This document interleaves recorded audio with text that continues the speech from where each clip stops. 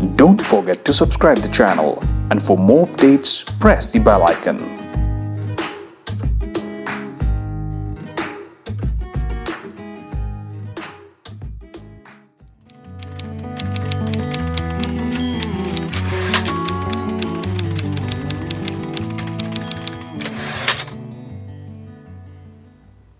नमस्कार आनंद जी, बहुत बहुत स्वागत है आपका side and inside YouTube channel में और इस segment from the author's desk में। मैं दर्शकों को बहुत धन्यवाद आपका। आनंद विजय जी को 2.5 दशक से ज्यादा हो गया है पत्रकारिता में। चाहे सिनेमा हो, साहित्य हो या राजनीति हो, आपके लेख देश व्यापित हैं और 10 से ज्यादा किताबें, पुस्तकें आपकी जो है प्रकाशित हो चुकी है। आज जो हम चर्चा करने जा रहे हैं वो आपकी हाल फिलहाल में हुई प्रकाशित जो पुस्तिका है अमेठी संग्राम, उस पर आज हम चर्चा करेंगे। आनंद जी, मैं जो सबसे आखिर में सवाल पूछना चाहता था वो मैं पहले पूछूंगा कि हालांकि कोई काम आसान नहीं होता। जब हम कोई भी पुस्तक लिखते हैं, चाहे वो काल्पनिक हो या वो नॉन फिक्शन हो, दोनों में ही उतनी मेहनत लगती है। लेकिन जब आप काल्पनिक पुस्तक लिखते हैं तो अपने विचारों को आप आगे रखते हैं, उसमें आप किसी की कोई जवाबदेही नहीं होती, आप ही के कैरेक्टर होते हैं, आप ही की अपनी मर्जी की कहानी होती है। लेकिन जब आप कोई किसी की बायोग्राफी लिखते हैं, पॉलिटिकल जर्नी लिखते हैं, पर्सनल बायोग्राफी लिखते हैं या कोई भी नॉन फिक्शन किताब लिखते हैं, तो बहुत ही ये सेंसिटिव और गंभीर जो होती है वो राइटिंग होती है, उसमें आपकी रिस्पॉन्सिबिलिटी बनती है। तो जब आप इतने बड़े चुनाव के ऊपर एक जो है आपने ये पुस्तक लिखी है, आपने कैसे शुरुआत करी? अभी मैं किसी कैरेक्टर की बात नहीं करूंगा, अभी मैं किसी व्यक्ति की बात नहीं कर रहा हूं, मैं इस किताब को लिखने की आपकी जो सोच रही है या आपने जो जर्नी इसके साथ की है, मैं उसकी बात कर रहा हूं। वो आपने कैसे किया? देखिए, आपने ये किताब बता दी मेरी अमेठी संग्राम के बारे में। मैं खुद भी इतनी बातें नहीं सोचा था। आपने सही कहा कि मतलब बहुत रिस्पॉन्सिबिलिटी और तथ्यों को लेकर बहुत प्रामाणिकता का एक बोध हमें होता है। जब मैंने लिखना शुरू किया था तो मैंने इतना नहीं सोचा था। मैं ये स्वीकार करता हूं आपके चैनल पे आज कि मुझे लगा कि ये एक बहुत बड़ी राजनीतिक घटना है और उस राजनीतिक घटना को दस्तावेज करने का मैंने सोचा। मुझे लगा कि कांग्रेस प्रेसिडेंट, मेरे याद में उस समय तक कोई Congress president, sitting Congress president Lok Sabha का चुनाव हारा नहीं था। हो सकता है कांग्रेस पार्टी के इतिहास में 138 साल के ऐसा कभी अवसर मिला हो, अवसर कभी आया हो, लेकिन मेरी जानकारी में नहीं था। और तब मैंने ये फैसला किया कि इस पे लिखूंगा। और राहुल जी, मैं आपको बताऊं कि जब मैंने लिखना प्रारंभ किया तो मुझे इस बात का एहसास हुआ कि गुरु बयाना गलत ले लिया। क्योंकि इस तरह की चीजों को लिखने में प्रामाणिकता और प्राथमिक स्रोत से जानकारी, ये दोनों बहुत महत्वपूर्ण है। और इसमें ना, ये नट देखा होगा आपने, नट जो रस्सी पे चलते हैं, किसी भी राजनीतिक घटना और वो भी समकालीन राजनीति की घटना पर लिखना नट के जैसा, रस्सी पे संतुलन साध के चलने जैसा है। जरा सा आपका कदम डगमगाया कि आप नीचे गिर जाएंगे। तो आप बिल्कुल सही कह रहे हैं। मुझे इस जिम्मेदारी का बोध इस किताब को रिसर्च करने और उसके बाद चैप्टर लिखने के दौरान हुआ, जब मेरे प्रकाशक ने मुझसे कहा कि आप एक चैप्टर लिख के पहले भेज दीजिए। सिनॉप्सिस तक मुझे इस बात का अंदाजा नहीं था। मुझे लग रहा था कि मेरे पास किताबें रखी हैं और इन किताबों से बहुत कुछ निकाल के हो जाएगा, पर टेबल टॉप रिसर्च से यह काम संभव नहीं है। अगर आप समकालीन राजनीति की किसी बड़ी घटना पर लिखना चाहते हैं तो आपको फील्ड रिसर्च के लिए जाना ही पड़ेगा। जी बिल्कुल। अब आते हैं हम जो आपने पुस्तक को नाम दिया है अमेठी संग्राम। जिस देश में चुनाव जो है, हाँ, चुनाव एक त्योहार की तरह मनाए जाते हैं, चुनाव एक इवेंट है इस देश में। और अभी जो दशक पूरा हुआ है 2011 से लेकर 2020 तक का दशक, इस देश में बड़े राजनीतिक बदलाव हुए हैं। मैं कहूंगा कि बहुत ऐसे बदलाव हुए हैं कि देश की राजनीति पूरी तरह बदल गई है। क्योंकि चाहे अन्ना आंदोलन देखा जाए, सोशल मीडिया का इवोल्यूशन देखा जाए, फिर नरेंद्र मोदी की जीत देखा जाए, कहीं ना कहीं जो अर्बन यूथ है, जो पहले राजनीति में इतना रुचि नहीं रखता था, हालांकि रूरल यूथ जो है, जो स्कूल कॉलेज में है, वो काफी ज्यादा इंटरेस्ट है राजनीति में, लेकिन जो अर्बन यूथ है वो जिस तरह से इवॉल्व हुआ है, आज सब राजनीति की चर्चा कर रहे हैं।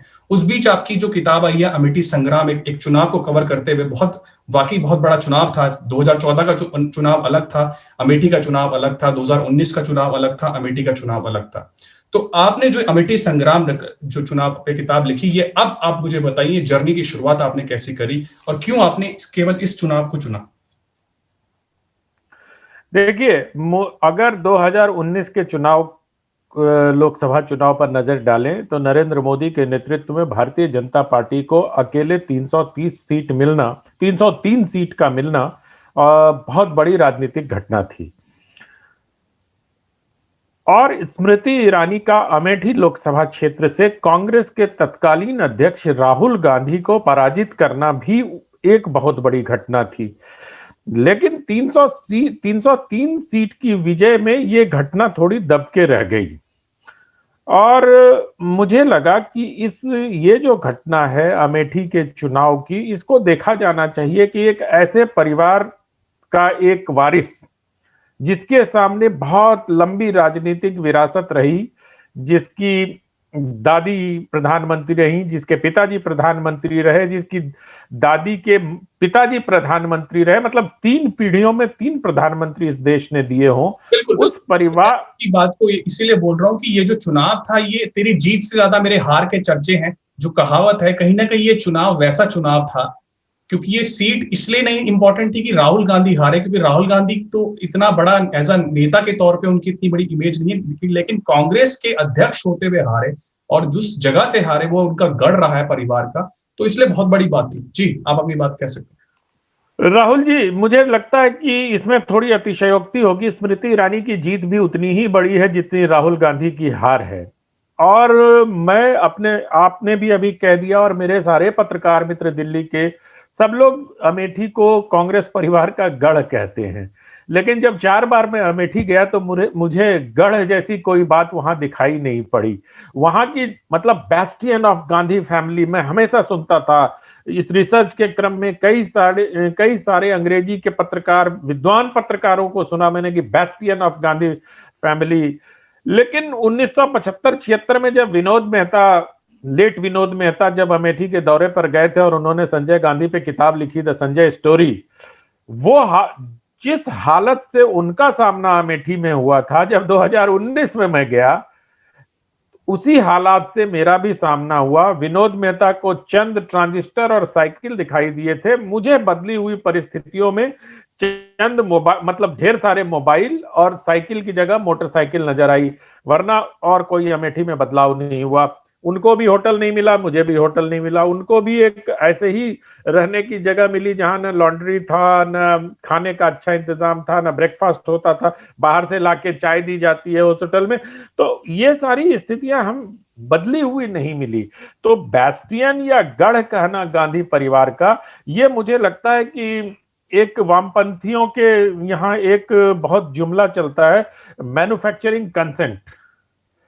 तो ये मैन्युफैक्चर्ड जुमला था कि गढ़ राहुल गांधी का था या गांधी परिवार का गढ़ था। दरअसल किसी ने वहां से चुनाव लड़ा ही नहीं ढंग से आज तक, और चुनौती दी ही नहीं गई, क्योंकि अभी तक बड़ी सुविधा वाली राजनीति चलती थी कि आप इस पार्टी के अध्यक्ष हैं, हम इस पार्टी के अध्यक्ष हैं, आप वहां कमजोर कैंडिडेट दे दो, वो यहाँ कमजोर। मैं इसलिए कह रहा हूं कि जब मैं इस रिसर्च को करने गया तो मुझे पता चला कि स्मृति ईरानी ने जब पर्चा दाखिल किया तो इनसे बीजेपी के लोगों ने पूछा कि मैडम अब तो पर्चा दाखिल कर दिया, आप वापस कब जा रही हैं दिल्ली। मतलब भारतीय जनता पार्टी के अमेठी के कार्यकर्ताओं को यह भरोसा ही नहीं हो रहा था कि स्मृति ईरानी वहां रहेंगी। उनको लगता था कि अरे कोई बात नहीं, ग्लैमर की दुनिया से आई हैं, केंद्रीय मंत्री हैं, चुनाव मतलब राज्य उस समय केंद्रीय मंत्री नहीं थी, राज्यसभा की सांसद हैं, तो अपना नामांकन करेंगी, हाथ वाथ हिलाएंगी और चली जाएंगी। लेकिन जब स्मृति ईरानी 23 दिन वहां रह गई और उसके बाद लगातार 5 साल वहां जाती आती रही, तो लोगों को लगा कि इस बार कोई गांधी खानदान को या गांधी खानदान के वारिस को एक बड़ी राजनीतिक चुनौती देने वाली शख्सियत अमेठी के मैदान में है। और एक बार अगर किसी भी नेता के प्रति भरोसा कायम हो जाता है जनता का, तो उस भरोसे को मतपत्र या बैलेट पे अब तो ईवीएम में बदलते हुए देर नहीं लगती है। वही हुआ, स्मृति ईरानी ने अमेठी का भरोसा जीता। लेकिन अगर मैं पूछूं कि 2014 और 2019 का जो चुनाव था, क्या बदलाव आया? क्योंकि आपने स्मृति ईरानी के जितने कार्य हैं वो भी इस किताब में मेंशन किए हैं, जो जो उनकी उपलब्धियां रही अमेठी में।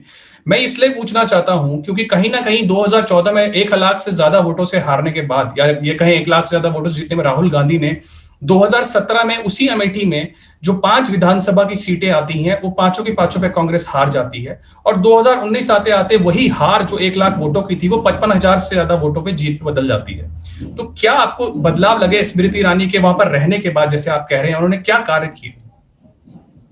इसको बहुत सूक्ष्मता से अगर मैं कहूं तो जो 1600 के करीब वहां पर बूथ हैं, उसमें से 1599 बूथ पर स्मृति ईरानी को 2019 के चुनाव में बढ़त मिली। एक जायज का बूथ छोड़ दें तो बाकी सारे बूथ पे स्मृति ईरानी ने राहुल गांधी से ज्यादा मत हासिल किए। तो इससे अगर आप राजनीति को समझना चाहते हैं तो इससे समझ सकते हैं, क्योंकि किसी भी उम्मीदवार के लिए ये बहुत बड़ी घटना होती है कि 100 में से 99 सीटों पर आप आगे चलें। रही आपने कहा कि काम, इस किताब के आखिर में मैंने काम गिनाए स्मृति ईरानी के किए हुए काम। ये उन्हीं के द्वारा बांटी गई पुस्तिका पे आधारित है जिसमें 134-35 काम गिनाए गए हैं उनके। ये मैं छोड़ भी सकता था क्योंकि ये 3 पेज में है, लेकिन मुझे लगा कि इसको इसीलिए भी देना जरूरी है कि कांग्रेस के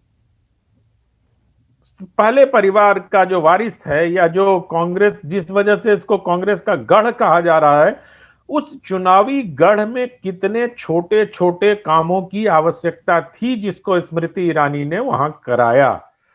इसलिए इस सूची का महत्व स्मृति ईरानी के कामों को गिनाना नहीं, बल्कि वो आईना दिखाना है कि जहां पर 99 से कम अगर मैं राजीव गांधी और संजय गांधी के चुनाव को छोड़ भी दूं तो 99 से लगभग लगातार गांधी परिवार या गांधी परिवार का नुमाइंदा वहां से चुनाव जीतता रहा है। बल्कि आप इसको कह सकते हैं, अगर संजय सिंह ने 1998 में वहां से एक चुनाव जीता था 1.5 साल के लिए, तो संजय गांधी के बाद जो 80 से चुनाव हुए वहां, 80 से लेकर 2019 तक ज्यादा समय तक गांधी परिवार या उनके नुमाइंदे वहां से चुनाव लड़ते रहे। उसके बावजूद इतने छोटे काम कराने की जरूरत पड़ी। और इससे एक चीज और आपको पता चलेगी राहुल जी, कि स्मृति ईरानी ने न केवल अपने कई एनजीओ को या तमाम लोगों को जोड़कर अमेठी के लोगों से जोड़ा, बल्कि उन्होंने साथी सांसदों से, राज्यसभा के सांसदों से भी उनको जो लोकल एरिया डेवलपमेंट फंड मिलता है उसको भी अमेठी में खर्च करवाने के लिए प्रयास किया। उसकी सूची भी इस किताब में।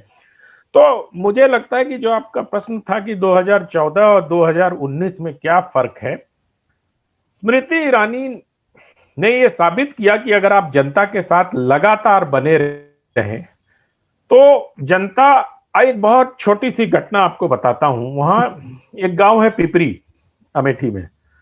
पिपरी गांव के लोग कटान से बहुत परेशान थे।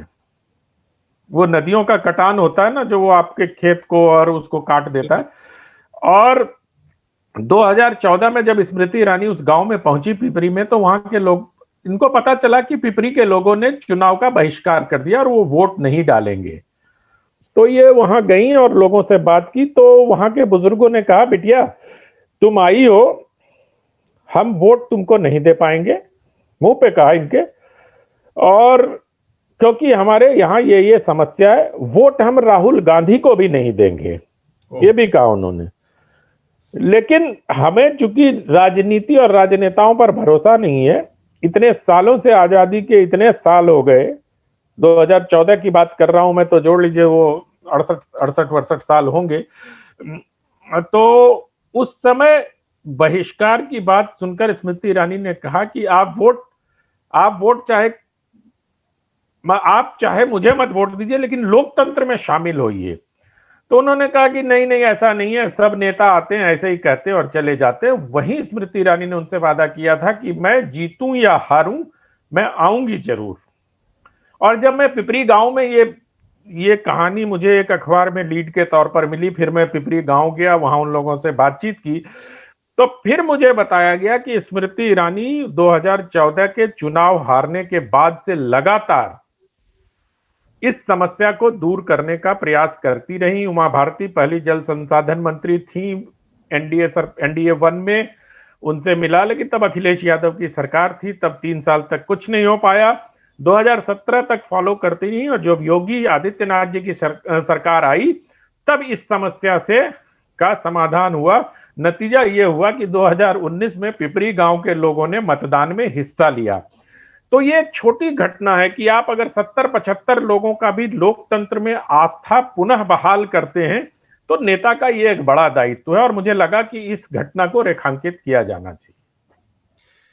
बहुत बहुत ही सुंदर आपने ये इंसिडेंट बताया। कहीं ना कहीं ये दर्शाता है कि एक अच्छे नेता की जो पहचान है या पकड़ है वो वही है कि जनता उस पर भरोसा से ज्यादा राजनीति पे भरोसा करे।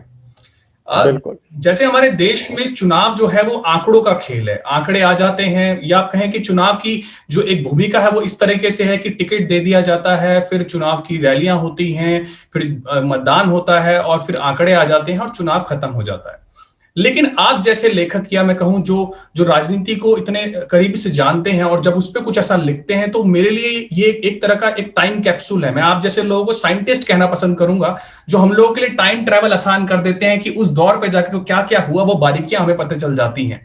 तो जो बिहाइंड द सीन है, क्योंकि ये भी आपने जिक्र किया है कि आंतरिक विरोध था स्मृति ईरानी को लेकर के बीजेपी के भीतर, वो आंतरिक विरोध भी रहा है, जो वो बिहाइंड द सीन है वो क्या था?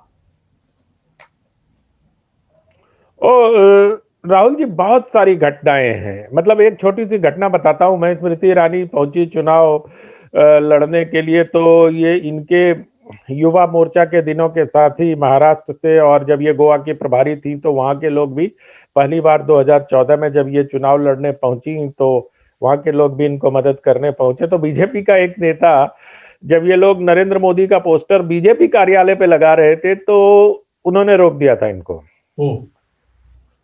वो सज्जन अभी उत्तर प्रदेश में भारतीय जनता पार्टी के प्रदेश महासचिव हैं, लेकिन तब वो, आपको मालूम ही है कि उस समय जब नरेंद्र मोदी किन परिस्थितियों में 2014 में बीजेपी के प्रधानमंत्री पद के उम्मीदवार घोषित किए गए थे। पार्टी में कई स्तर पर उनका समर्थन भी था और कई स्तर पर उनको विरोध भी था। तो कई लोगों तो इनको पोस्टर लगाने से नरेंद्र मोदी का मना कर दिया गया। तो वो बड़े निराश से हुए, वो सज्जन महाराष्ट्र से आए हुए थे, उन्होंने स्मृति ईरानी को फोन किया और कहा कि मुझे पोस्टर लगाने से नरेंद्र मोदी का मना कर दिया गया बीजेपी कार्यालय पे। रात 11:30 पौने 12 बजे स्मृति ईरानी बीजेपी कार्यालय पे पहुंचती हैं और सीढ़ियों पे चढ़ के नरेंद्र मोदी का पोस्टर खुद लगाती हैं बीजेपी कार्यालय में, और फिर वहीं से मोबाइल पर उस सज्जन को फोन करती हैं कि माननीय, मैंने प्रधानमंत्री जी का पोस्टर लगा दिया, सॉरी उस समय तो प्रधानमंत्री बने नहीं थे, मैंने नरेंद्र मोदी जी का पोस्टर लगा दिया है बीजेपी कार्यालय में, आप स्थानीय नेता हैं, आप जरा इसका ख्याल रखिएगा। तो ये एक नेता का थोड़ा गट्स भी शो करता है कि आप स्थानीय स्तर के, एक जो स्थानीय स्तर के बड़े नेता को आप इस तरह से, मतलब, और दूसरा अपने शीर्ष नेतृत्व के प्रति उनके समर्पण को भी दिखाता है कि कितना ये है। तो ये आंतरिक चीजें बहुत चलती थी। कभी मान लीजिए कहीं इनको पता चला कि कहीं पैसे बांटे जा रहे हैं, तो रात 12 बजे निकल जाती थी अकेले, तो इनके साथ के लोग इनको मना करते थे कि आप मत जाइए, आपकी सुरक्षा नहीं है, लेकिन वो निकल जाती थी अपने कार्यकर्ताओं के साथ। कार्यकर्ताओं पे इनको बहुत भरोसा था, और मुझे लगा कि ये जो भरोसा था उसने स्मृति ईरानी को 1 साल में दीदी बना दिया। वो स्मृति ईरानी के तौर पर अमेठी गई थी, और 2014 में पराजय के बाद 1 साल के अंदर वो अमेठी की दीदी बन गई।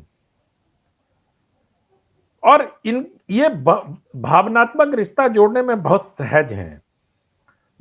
प्रमोद सावंत जो अभी गोवा के मुख्यमंत्री हैं, वो उनके साथ उन्होंने एक किस्सा बताया मुझे कि वो तब विधायक हुआ करते थे गोवा से, प्रमोद सावंत 2014 में।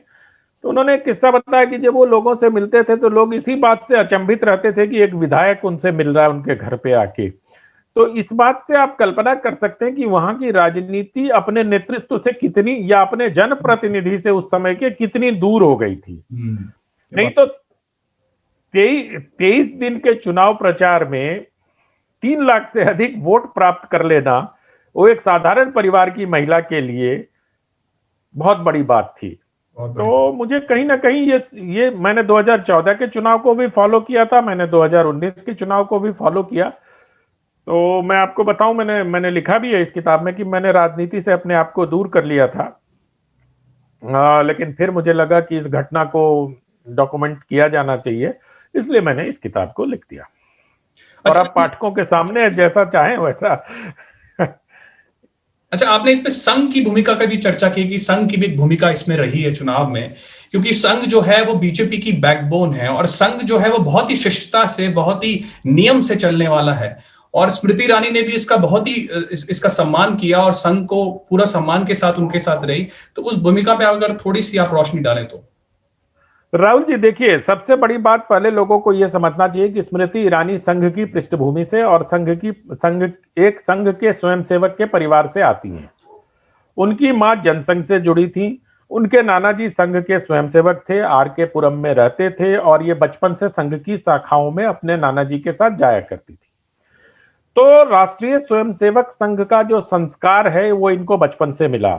तो मैं ये मान के चलता हूं कि उस बचपन से शाखाओं में जाने से जो संस्कार और जो अनुशासन मिला, उसने अमेठी में इनको फायदा पहुंचाया।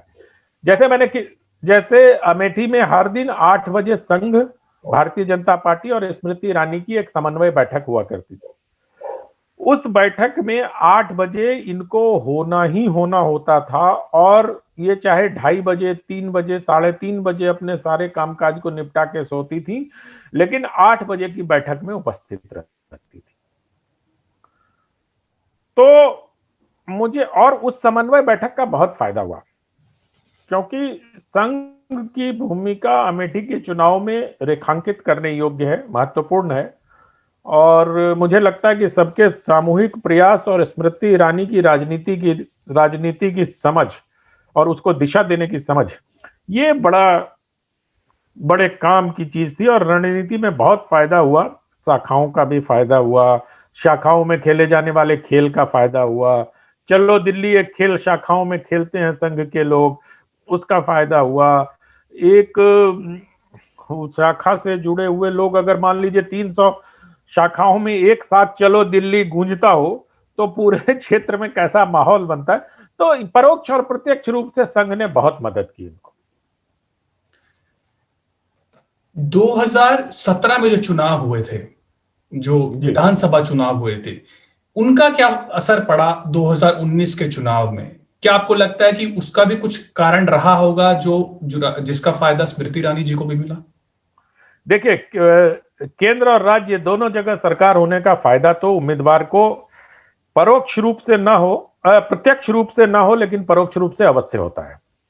आप याद करिए 2014 के चुनाव की एक घटना। एक बूथ पर स्मृति ईरानी और प्रियंका गांधी के उस समय की सचिव मिसेस सहाय थी कोई, उनके बीच में तू मैं हुई थी और पूरे देश ने उस वीडियो को देखा था। ठीक है, उस समय पुलिस वाला बहुत बदतमीजी से स्मृति ईरानी से पेश आ रहा था, क्योंकि प्रदेश में अखिलेश यादव की सरकार थी। वो परिस्थितियां 2019 के चुनाव में बदल गई थी,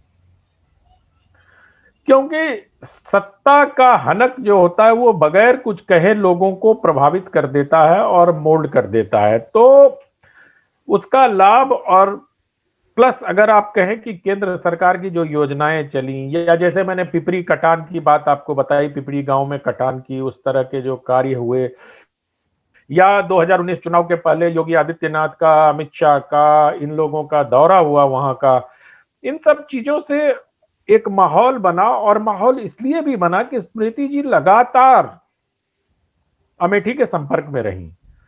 ऐसा उदाहरण हाल की राजनीति में नहीं मिलता है कि पराजित प्रत्याशी लगातार 5 साल किसी क्षेत्र में जाता रहे और वहां की समस्याओं का हल करता रहे। मतलब एक घटना ऐसी है कि वो अपने साथ संजीव बालियान को लेके जाती है। उस समय वो मेरे ख्याल से कृषि राज्य मंत्री थे शायद, और खाद की कोई समस्या थी। स्मृति ईरानी के मंच से भाषण चल रहा होता और उसी मंच से संजीव बालियान रामविलास पासवान जी से बात कर रहे होते हैं कि यहाँ खाद का रैक अमेठी में उतरेगा कि नहीं। और खाद का रैक अमेठी में उतरना एक बहुत बड़ा मुद्दा था।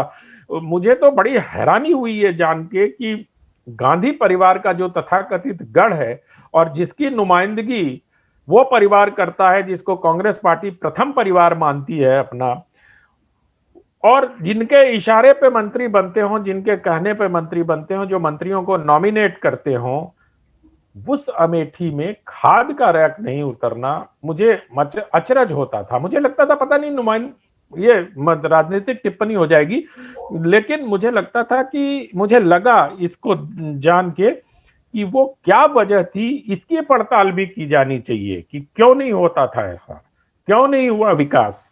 मैंने तो कांग्रेस के बहुत सारे लोगों से बात करने की कोशिश की, कुछ लोगों ने बातचीत की, कुछ लोगों ने बताया, लेकिन अगर इसको पलट के देखें तो अमेठी पराजय पर भी एक किताब लिखी जा सकती है। मेरा अगला प्रश्न वैसे उसी पर था।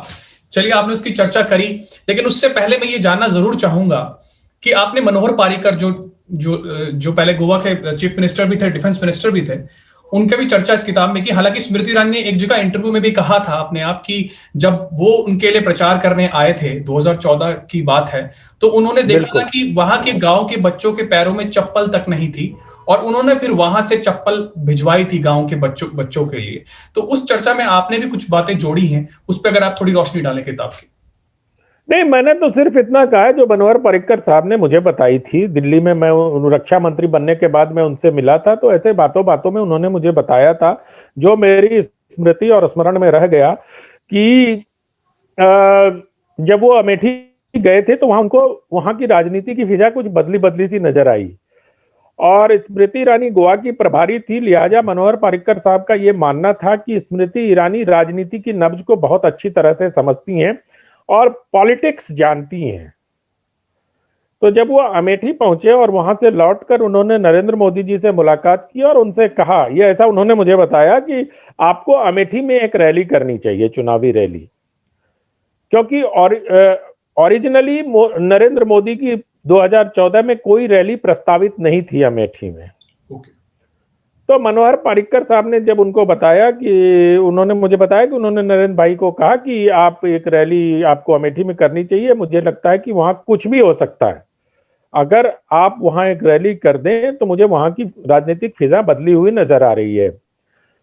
उनका ये कहना था मनोहर पर्रिकर जी का कि उसी समय नरेंद्र मोदी जी ने अमित शाह जी को कहा कि उनकी एक रैली अमेठी में की जाए और वो रैली 5 मई को 2014 में अमेठी में हुई थी, जिसमें नरेंद्र मोदी जी ने बहुत विस्तार से अपनी इस बात को बताया था कि उन्होंने स्मृति ईरानी को क्यों भेजा, और ये क्यों भेजा जानने के लिए मुझे लगता है कि पाठकों को किताब पढ़नी चाहिए। हालांकि मैं भी चाहता हूं कि जो सीक्रेट्स हैं वो बने रहने चाहिए, लेकिन इंटरेस्ट यहां पैदा हो जाना चाहिए किताब को लेकर के। अच्छा, दिल्ली में बैठ करके जब दिल्ली की जो मीडिया है, मैं किसी का नाम नहीं लूंगा, किसी व्यक्ति विशेष का, लेकिन जब किसी मीडिया में जो बहुत स्मृति ईरानी को टारगेट किया गया और बहुत उनपे आरोप प्रत्यारोप हुए 2014 से लेकर 19 तक, चाहे उन्होंने कोई भी मंत्री पद उन्होंने लिया हो, उस पर भी उनपे बहुत इल्जाम लगे। लेकिन जब वो चुनावी रैली कर रही थी या चुनावी प्रचार कर रही थी तो बहुत ऐसी बातें उठी थी कि वो इस तरीके से हैं, बहुत अर्बन एटीट्यूड है, बहुत कमर्शियल। क्योंकि देखिए, मेरा ये मानना इसलिए भी बहुत मतलब एक ये अपने आप में एक बहुत बड़ी बात है कि स्मृति ईरानी का जो कैरेक्टर है वो एक अर्बन वुमन का कैरेक्टर है, कमर्शियल लाइफ से वो जुड़ी रही है। बावजूद इसके उन्होंने एक रूरल कॉन्स्टिट्यूएंसी को चुना और वो उसके बाद उस पर उन्होंने किस तरह मेहनत करी। तो ऐसी क्या क्या अफवाहें थी जब आप गए ऑन ग्राउंड, आपने देखा और दिल्ली में बैठ के जो सुनने को मिलती थी? जो राहुल जी दिल्ली में सुनने को मिलता था वो मुझे अमेठी में दिखाई भी नहीं दिया और सुनाई भी नहीं दिया। और ये जो स्मृति ईरानी की अर्बन एटीट्यूड वाली वुमेन की छवि है ना, आप अमेठी जाएंगे तो आपको पता चलेगा कि वहां की रूरल मास किस तरह से उनसे कनेक्ट होती है जी। वहां अमेठी का जो समाज है वो इतना फ्यूडल समाज है, वहां कोई इस बात की कल्पना ही नहीं कर सकता कि कोई सांसद और या केंद्रीय मंत्री किसी महिला के साथ चटाई पर बैठ के उसके दुख सुख के बारे में उससे बात करेगा। केंद्रीय मंत्री और सांसद की तो बात ही छोड़ दीजिए, कोई विधायक प्रमोद सावंत जी के फर्स्ट हैंड अकाउंट इस किताब में है, या जो अभी रांची की मेयर हैं आशा लकड़ा जी, उनका भी फर्स्ट हैंड अकाउंट इस किताब में है। इन लोगों के अनुभव यही कहते हैं कि अमेठी में स्मृति ईरानी ने जो कनेक्ट बनाया अपना, वो इमेंस है। और मैं तो मतलब स्मृति ईरानी की इस बात के लिए तारीफ भी करता हूं कि वो 5-6 भाषाएं तो ऐसे ही जानती हैं, बहुत जल्दी उन्होंने अवधी भी सीख ली और अवधी में बात करती हैं वहां।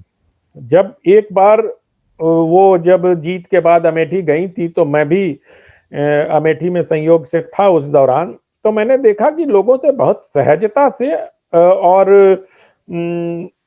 अवधी में बात कर रही थी।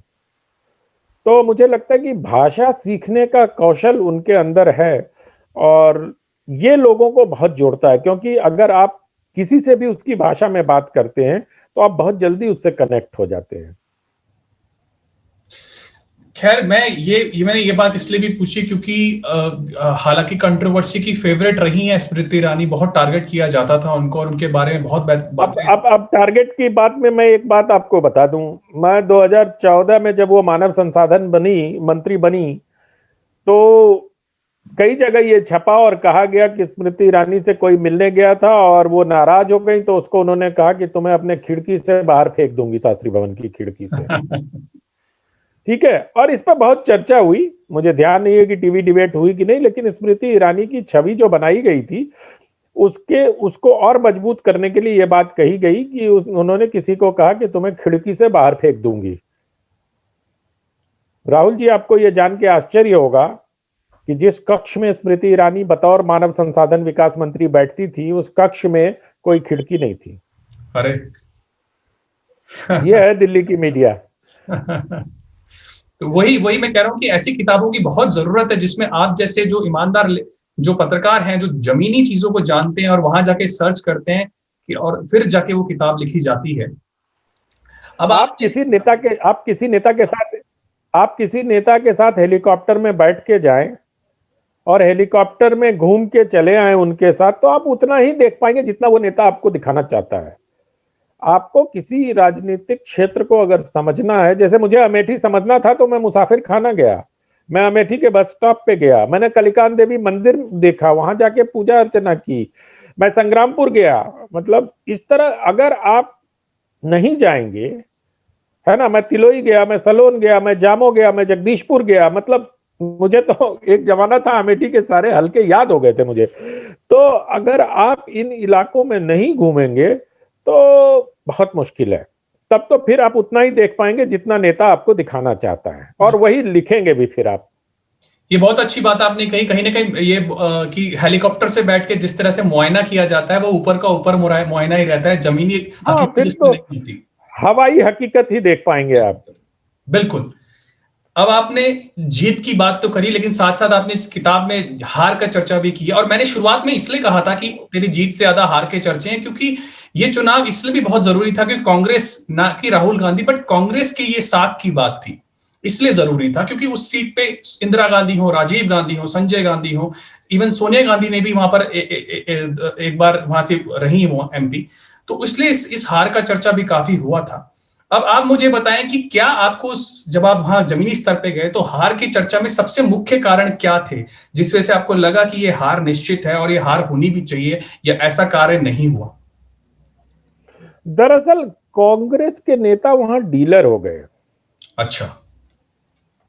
और कांग्रेस के एक स्थानीय व्यक्ति हैं वहां, जगदीश पीयूष, वो गांधी परिवार के काफी निकट है। उनके पुत्र राकेश पांडे ने एक लेख भी लिखा था इस बारे में, जिसको मैंने अपनी किताब में उद्धृत भी किया है, कि जो रागात्मक संबंध राजीव गांधी तक अमेठी का था, वो राहुल गांधी के बाद कटने लग गया, क्योंकि इनके साथ बाउंसर्स जाने लगे।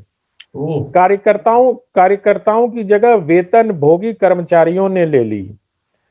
तो जो एक लोकल कनेक्ट होता था ना, वो नहीं हुआ। अब हरियाणा के लोग तू तड़ाक बात करेंगे और खालिस अवध की मिट्टी पर जाके आप वैसे बात करेंगे, तो अवधी लोग तो ऐसे ही थोड़े भावुक होते हैं, संवेदनशील होते हैं। उनको अगर आप कहेंगे तू कहां जा रहा है, तू हट जा, तू इधर आ जा, तो ये सामान्य सी बात लगती है किसी दूसरे प्रदेश में, लेकिन किसी दूसरे भूभाग में जहां नफासत, नजाकत, इन सब चीजों का बड़ा महत्व है, तो ये सारे समाज शास्त्रीय विश्लेषण इस बात के किए जाने चाहिए। इसलिए मैं कहता हूं कि अमेठी पराजय पर एक स्वतंत्र किताब लिखी जा सकती है।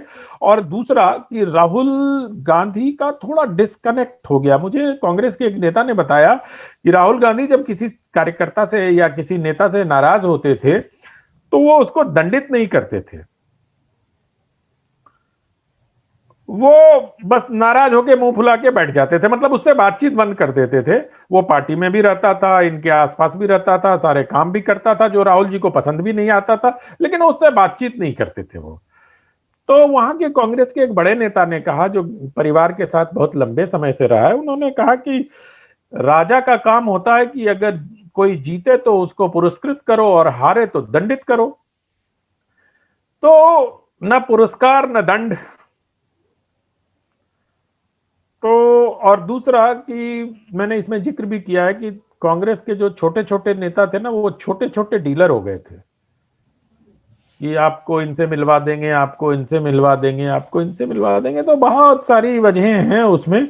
और मैं तो बहुत गंभीरता से सोच रहा हूं कि एक अमेठी पराजय पर किताब लिख दूं, लेकिन वो तो उचित आप ही नहीं लिख होगा, सकते हैं और आपको इसलिए अब मैं छोड़ दिया इस जो विषय अनुभव आपको एक तरफ का हुआ है उसका दूसरा अनुभव आपको वैसे ही हो गया है, तो आपको लिखनी चाहिए, जरूर लिखनी चाहिए इस पे किताब। नहीं नहीं, मुझे मुझे तो दूसरी तरफ का भी अनुभव है। वही मैं कह रहा मैं जब ये किताब लिख रहा था तो कांग्रेस की रत्ना सिंह कांग्रेस पार्टी छोड़कर जा रही थी, और मैंने कांग्रेस के एक बड़े नेता से पूछा कि रत्ना सिंह को आप लोगों ने रोकने की कोशिश क्यों नहीं की, वो राजा दिनेश सिंह की बिटिया हैं जो इंदिरा गांधी की बहुत करीबी करीबी थी। थे। तो मुझे बताया गया, और पीढ़ियों से कांग्रेस में है वो परिवार, तो मुझे यह बताया गया कि रत्ना जी से किसी ने फोन करके पूछने की भी कांग्रेस की जहमत नहीं उठाई कि आप कांग्रेस पार्टी छोड़ के क्यों जा रही हैं। तो कांग्रेस के बहुत सारे लोगों से मेरी बातचीत हुई उस दौरान, और उस इलाके के जो बड़े लोग हैं कांग्रेस के, कुछ कांग्रेसी नेता तो ऐसे हैं वहां जिनको गांधी परिवार बिल्कुल पसंद नहीं करता, लेकिन उनके जाति की वजह से उनको हटा भी नहीं पाते। तो इस तरह की थोड़ी दुविधाग्रस्त राजनीति जो अभी कांग्रेस में दिखाई देती है, वो अमेठी में भी दिखाई देती है। लेकिन मैंने ये सवाल इसलिए भी पूछा हार के बारे में क्योंकि अखिलेश प्रताप सिंह ने भी एक बार कहा था इसके बाद कि काम तो बहुत हुआ है, लेकिन सोशल मीडिया और मीडिया में जो मोदी जी है उनकी छवि ही दिखाई जाती है, कांग्रेस का कोई कार्य नहीं दिखाया जाता। और राहुल गांधी ने भी हार के बाद कहा था कार्यकर्ताओं की मीटिंग में कि गलती आपकी है। तो ये जो दम दिखाया जाता है या फिर ये हार को ठीकरा किसी और के सर पे फोड़ा जाता है, इस पर भी आपने जब जब बात की होगी तो कांग्रेस के नेताओं से, तो क्या आपको सुनने को मिला इस चर्चा के दौरान? मैंने लिखा है इस पर, ये जो उनका है ना कि गलती तो आपने भी की थी, ये वाला कोट भी किया है मैंने। तो ये एक अपरिपक्वता दिखाती है कि हारने के बाद आप जनता को कह रहे हैं कि गलती तो आपकी भी थी, आपने। अब मैं वायनाड का भी सांसद हूं, तो ठीक बात है, वो हार के बाद मतलब एक ये क्या कहते हैं, प्राकृतिक है, नेचुरल है कि किसी को भी बुरा लगेगा कि इतने सालों से हमारा गढ़ रहा और हम वहां से हार गए। एक साधारण परिवार की महिला आती है और इतने बड़े एक परिवार के, जिनके परिवार में 3 प्रधानमंत्री हुए हों, उनको हरा देना, तो थोड़ी ठेस तो लगती है, इस बात को समझा जा सकता है। इसलिए राहुल जी के उस बयान को इस आलोक में और इस पृष्ठभूमि में भी देखा जाना चाहिए कि मतलब एक साधारण सी महिला आके उनको हरा देती है, एक साधारण परिवार की महिला अपने मेहनत के बलबूते पे। तो और आपका प्रश्न क्या था, मैं भूल गया, एक बार बताएंगे आप मुझे? नहीं, मैंने आपसे प्रश्न पूछा था कि आपकी जब कांग्रेस नेताओं से जब बात होती थी रिसर्च के दौरान, जब आप मिलते थे कांग्रेस नेताओं से, तो पहले तो ये था कि वो इस हार को किस तरह से स्वीकारते थे, क्या वो मानते थे कि गलती है या वो बोल दिया करते थे, स्पष्ट तौर पे सत्य बोला जाता था? और कितना अवेलेबिलिटी आपको मिलती थी कांग्रेस नेताओं से मिलते हुए या बीजेपी के नेताओं से मिलते थे? तो दोनों में क्या आपको लगता था, कौन इजीली अवेलेबल भी है? नहीं नहीं, दोनों इजीली अवेलेबल नहीं है। अच्छा। हाँ, ये मतलब नेता तो नेता ही होते हैं। मतलब कांग्रेस के नेता से मिलने में भी आपको वही सारी प्रक्रिया करनी पड़ती है जो भारतीय जनता पार्टी के नेताओं से मिलने में करनी पड़ती है। आपको समय लेना पड़ेगा और ये ठीक बात है, उनके पास बहुत व्यस्तता भी होती है, वो लोग जनता के बीच रहते हैं, इसलिए मुझे कोई ऐसा बुरा भी नहीं लगता। वही आप काम कर रहे हैं तो आपको प्रॉपर चैनल से ही जाना पड़ेगा। तो कांग्रेस के नेताओं ने तो वहां पर एक बड़ी अच्छी बात पता चली कि कांग्रेस के नेता चाहते थे कि राहुल गांधी के जीत का मार्जिन थोड़ा कम हो और ये मैसेज चल गया कि राहुल जी की जीत का मार्जिन कम करा दो, क्योंकि अगर ज्यादा मार्जिन से जीतेंगे तो हमारी पूछ थोड़ी कम हो जाएगी। तो अरे अपनी पूछ को बचाने के लिए मार्जिन कम कराने के चक्कर में मार्जिन इतना कम हो गया कि वो 55,000 से भी कम हो गया। तो कई सारी और बिजली को लेकर भी राहुल गांधी, पूरी ऐतिहासिक पृष्ठभूमि है। बिजली का एक बड़ा आंदोलन अमेठी में चला, मुझे हैरानी हुई कि मतलब अमेठी एक ऐसा जिसको आप गढ़ कह रहे हैं, जिसको लोग वीवीआईपी क्षेत्र कहते हैं, आप कल्पना कर सकते हैं कि एक सप्ताह दिन में बिजली मिलेगी और एक सप्ताह रात में मिलेगी, ऐसा रोस्टर मैं भी अमेठी आपकी में इस चलता बात था। को आगे थोड़ा सा जोड़ूंगा। एक बार 2017 के बाद की बात है, ये राहुल गांधी अमेठी के एक स्कूल में, सरकारी स्कूल में विजिट किया उन्होंने। तो जब वो स्टूडेंट से मिल रहे थे तो एक लड़की जो स्टूडेंट थी उसने बोला कि राहुल जी हमारे यहाँ स्कूल में बिजली नहीं आती। उसने थोड़ा बात को बड़ा चढ़ा के, मतलब बड़ा चढ़ा मतलब उसने काफी बातें जोड़ी उसके साथ जो सत्य थी। तो राहुल गांधी जी ने बड़ा एक हास्यास्पद जवाब दिया कि तुम बहुत अच्छा बोलती हो, तुम्हें बड़ा होकर चुनाव में जीत करके पार्लियामेंट में आना चाहिए। और रहा सवाल यहाँ की बिजली का, तो अब योगी जी हैं, योगी जी से बोलिए मेरा काम तो पार्लियामेंट है, मैं तो पार्लियामेंट में आपके सवाल उठाऊंगा। तो ये अपने आप में बड़ा ही एक मजाक था जिस तरह से राहुल गांधी ने उस छोटे से बच्चे को जवाब दिया।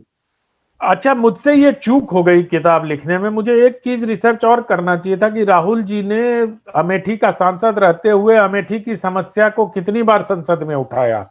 आपने बताया अगर कभी अगला संस्करण इसका हमारे प्रकाशक छापेंगे तो मैं कोशिश करूंगा कि इसको इसमें समाहित करूं।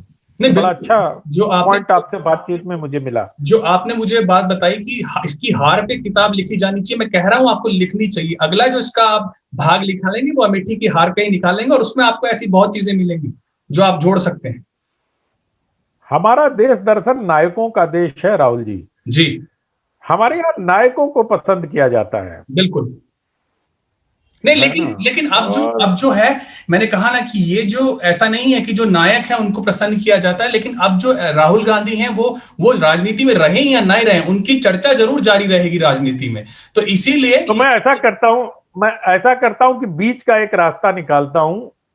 और फरवरी के अंत में या मार्च के शुरुआत में अंग्रेजी में मेरी किताब आ रही है, उसमें मैं इसको थोड़ा और विस्तार दे देता हूं, हार की वजहों को, बिल्कुल, है बहुत ना। ही और ये दिलचस्प सारे रहेगा। पॉइंट जो हमारी बातचीत के चर्चा में आया है उसको मैं समाहित करने का प्रयास करता हूं। बहुत अच्छा रहेगा, बहुत ही, क्योंकि एक पहलू के जानने के बाद दूसरे पहलू को जानने में और मजा आएगा कि क्या। नहीं, उसमें अगर आप किताब में देखें तो उसकी हमने पर्याप्त, एक पूरा चैप्टर है। हाँ, मैं अभी पूरा पढ़ नहीं मतलब पाया किताब को, लेकिन वही मैं कह रहा हाँ, हूँ कि अगर आप कांग्रेस मतलब उसमें दो चैप्टर ऐसे हैं, गांधी परिवार पर एक पूरा अध्याय है, और एक अध्याय उन सियासी गठबंधन पर भी है जो अमेठी में होते रहे हैं, जैसे समाजवादी पार्टी, बहुजन समाज पार्टी। इन लोगों के जो गठबंधन बनते रहे हैं या नहीं बनते रहे, या उम्मीदवार खड़े होते रहे, नहीं है तो पूरा दो चैप्टर अलग से है। और जो गांधी परिवार के खिलाफ जो वहां की देखिए, एक लाइन में अगर अमेठी की स्टोरी को कहना हो तो मैं यही कहूंगा कि ये स्मृति ईरानी की जीत अमेठी में एक गांधी परिवार के खिलाफ जनता के उठ खड़े होने की वजह से हुई है। उसके अलग अलग कारक हो सकते हैं, उसमें जनता को स्मृति ईरानी के तौर में एक अपना प्रतिनिधि नजर आ सकता है, राष्ट्रीय स्वयंसेवक संघ उसकी पृष्ठभूमि बना सकता है, बनाया भी।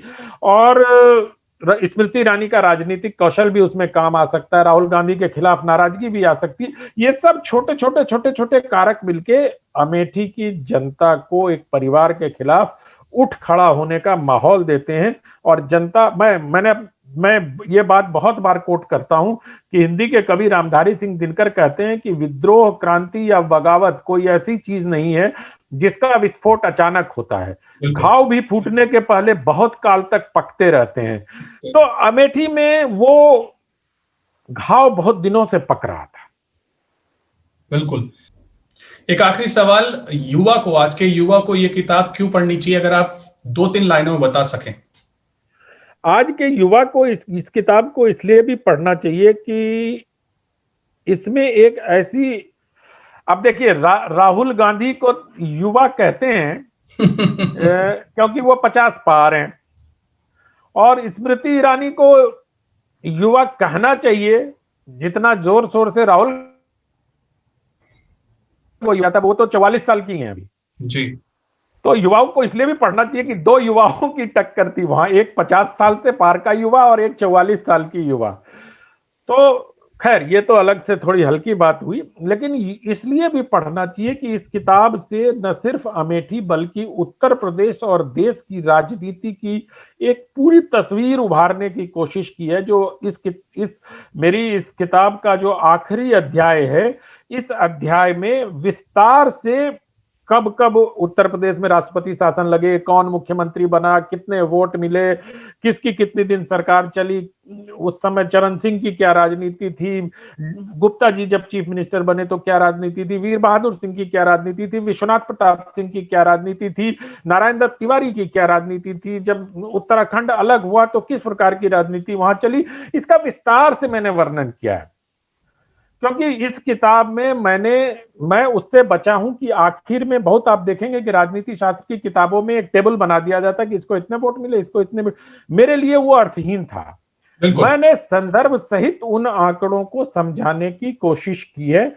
और दूसरी बात यह है कि जिन युवाओं को राष्ट्रीय स्वयंसेवक संघ में रुचि होगी उनको भी पता चलेगा कि राष्ट्रीय स्वयंसेवक संघ की कार्य पद्धति क्या है, वो कैसे काम करते हैं, और राजनीति किस तरह से व्यक्ति किसी भी राजनीति को प्रभावित कर सकता है, ये स्मृति ईरानी के किरदार से पता चल सकता है। तो इसमें कई सारी वजह हैं जिससे मुझे लगता है कि युवाओं को ये किताब पढ़नी चाहिए। और मुझे बहुत खुशी है कि मेरे ट्विटर हैंडल पे अनंत विजय पर अगर आप देखें तो बहुत सारे युवा मुझे फॉलो करता हूं आपको, मैंने देखा है, बिल्कुल देखा है, मैंने फॉलो करता हूं। ये पुस्तक मुझे बहुत पसंद आ रही है और मुझे इस बात की प्रसन्नता है कि मतलब छोटे छोटे शहरों से हमारे युवा साथी मेरे साथ जुड़ रहे हैं, महाराजगंज से, मतलब मुंगेर से, भागलपुर से, इधर विदिशा से, मतलब बहुत छोटे छोटे शहरों तक ये किताब पहुंच रही है। बिल्कुल। और बीजेपी से ज्यादा, संघ से ज्यादा अगर ये किताब पढ़नी चाहिए तो कांग्रेस के कार्यकर्ताओं को पढ़ना चाहिए, कांग्रेस के मिनिस्टर्स को पढ़ना चाहिए कि क्या और कैसे चुनाव लड़ा जाता है और कैसे चुनाव जीता जाता है। ये बहुत जरूरी है आज के टाइम पे उनके लिए। और वैसे भी मैं सभी दर्शकों से कहूंगा कि किताब जरूर पढ़ें, क्योंकि किताब एक ऐसी चीज है जो आपको किसी भी दौर का ज्ञान दे सकती है। चाहे टेक्नोलॉजी कितनी भी एडवांस हो जाए, मोबाइल आ जाए, किंडल आ जाए, लेकिन किताब को हाथ में पकड़कर जो आप पेज पलटते हैं और आप मार्क करते हैं, वो जो फील है वो और कहीं नहीं आ सकती। और ये आपकी आने वाली भविष्य का एक बहुत बड़ा धन है जो आप अपने पास रखेंगे। किताबें हर वक्त अवेलेबल नहीं रहेंगी। और ये किताब जरूर खरीदिए, ये अमेजन पर, फ्लिपकार्ट पे, दोनों जगह उपलब्ध है। अनंत विजय जी, बहुत बहुत धन्यवाद आज वक्त देने के लिए और बात करने के लिए। और मुझे बहुत ही अच्छा लगा। किताब की जितनी मैंने किताब पढ़ी मैं इसको कंप्लीट करूंगा बहुत जल्द, लेकिन उससे ज्यादा आपसे इस बात करने पे मुझे बहुत आनंद मिला। और ये मेरी आपके लिए मेरी आशा है कि अगली किताब आप जरूर, जो हमने चर्चा की, आप जरूर लिखेंगे उस किताब पर। बहुत धन्यवाद राहुल जी, बहुत धन्यवाद कि आपने मुझे अवसर प्रदान किया, और अवसर प्रदान करने के लिए आपका हृदय से आभार। नमस्कार। नमस्कार।